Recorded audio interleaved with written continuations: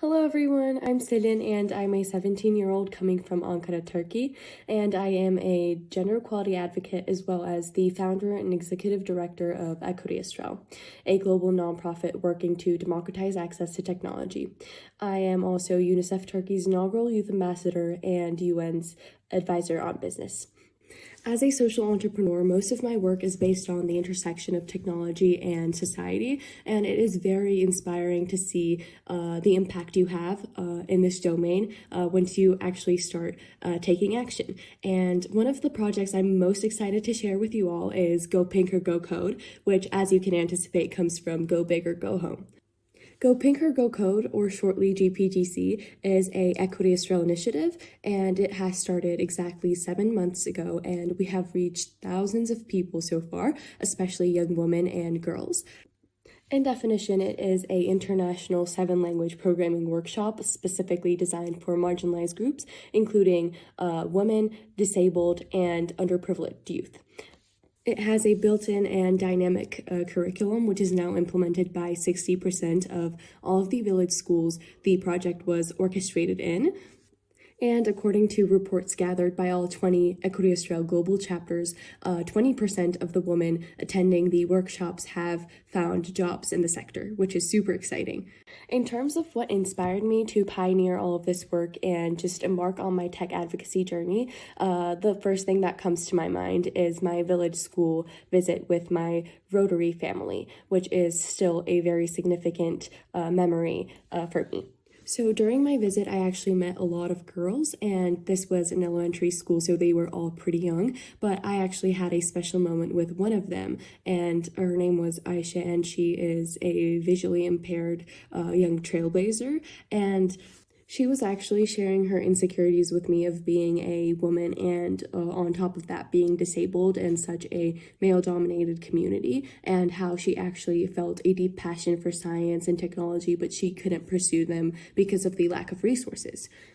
And I specifically remember her sentence where she said, "It's not a beautiful time to see anyway," and she was referring to the femicide and just violence against women in her village. I was 14 years old at that time, and this actually deeply inspired me, and I just couldn't hold my emotions back. So I was determined by that time to take action on this matter with whatever I was going to do in the future. And after that encounter, I actually started developing myself by joining robotics clubs, research societies, and everything like that. And I personally encountered the male dominance in the field, which was not always that easy, and it was quite challenging at times, but I knew other girls felt the same way, so I needed to find a way to empower all of us. One of my biggest inspirations as a person was Malala, and I've actually read her book, I Am Malala, quite a few times now, and she is for sure one of my role models in this field. And in terms of my biggest mentor, it was, of course, my mother, because she is also a scientist. She is a doctor.